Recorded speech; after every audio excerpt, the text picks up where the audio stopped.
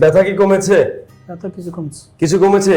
চিকিৎসা নেওয়ার 24 ঘন্টা পরে তো আপনার ব্যথা কমা শুরু করছে, তাই তো? জি 24 ঘন্টা। গতকালকে প্রথম চিকিৎসা নিয়েছেন, আজকে দ্বিতীয় দিন। আজকে দ্বিতীয় চিকিৎসা নেওয়ার জন্য এসেছেন। আমার কোমরের সমস্যা, হাঁটুতে সমস্যা আছে, আবার হাতে সমস্যা আছে। কত বছর ধরে এই সমস্যাটা? এই সমস্যা প্রায় 14-15 বছরই। 14-15 বছর ধরে এই সমস্যাটা হলো। স্বাভাবিক জীবনে আপনি কি কি করতে পারেন না? এমনি উঠা বসা করতে সমস্যা, 4-5 ঘন্টা শুয়ে থাকলে সমস্যা হয়, পড়তে কষ্ট, আবার হাত বাম হাত বারবার অবশ লাগে। স্যার, এই যে এখানে যে চিকিৎসা নিয়েছেন, চিকিৎসা খরচটা কি বেশি ছিল না কম ছিল? ঠিকঠাক আছে? মোটামুটি ঠিক আছে। ঠিক আছে, সাধারণ মানুষ চিকিৎসা নিতে পারবে তো এই খরচে? ডক্টরের ব্যবহার কেমন ছিল? ডক্টরের ব্যবহার ভালো, খুব ভালো ছিল। স্যার, আমরা এখন জানতে চাইবো যে আপনার নামটা কি, যদি একটু বলতেন। আমার নাম মোহাম্মদ মিজানুর রহমান। আপনার বয়স? বয়স 45। পেশায় আপনি কি করেন? পেশায় আমি প্রবাসী। প্রবাসী? কোন দেশে থাকেন আপনি? সৌদি আরব। সৌদি আরব প্রবাসী। আপনার মূলত কি সমস্যা নিয়ে আমাদের এখানে আসেন, যদি একটু বলতেন। আমার কোমরের সমস্যা, হাঁটুতে সমস্যা আছে, আবার হাতে সমস্যা আছে।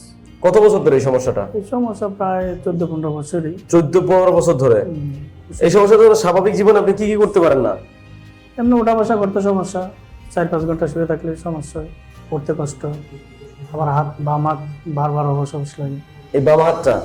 তো এই যে এই সমস্যা, এতগুলো সমস্যা নিয়ে আপনি তো একজন প্রবাসী মানুষ, প্রবাসে থাকতেন, আপনার স্বাভাবিক জীবনে খারাপ লাগতো না?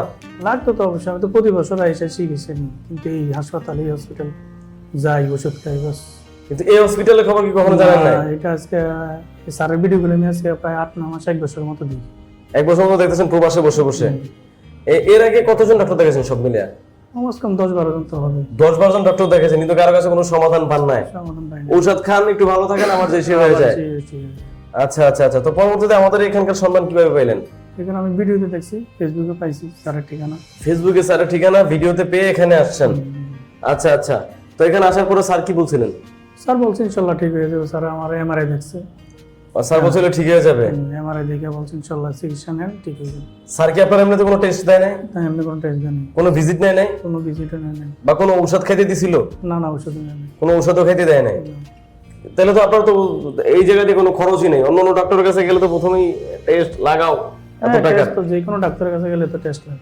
টেস্ট লাগে। স্যার আগে ওষুধ কিন্তু এখানে আগের আপনার যে টেস্টগুলো ছিল ওগুলো দেখেই ওইগুলো আপনাকে চিকিৎসাটা দিয়েছে। আচ্ছা আচ্ছা আচ্ছা।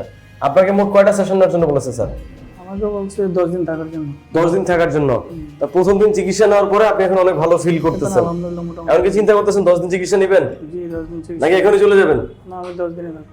আপনার মধ্যে যে এরকম অনেক রোগী আছে যারা বিভিন্ন জায়গায় ঘুরে, আপনি প্রথম দিন যে উপকার পাইছেন এই উপকারটুকু মানুষ পায় না, লক্ষ লক্ষ টাকা খরচ করে।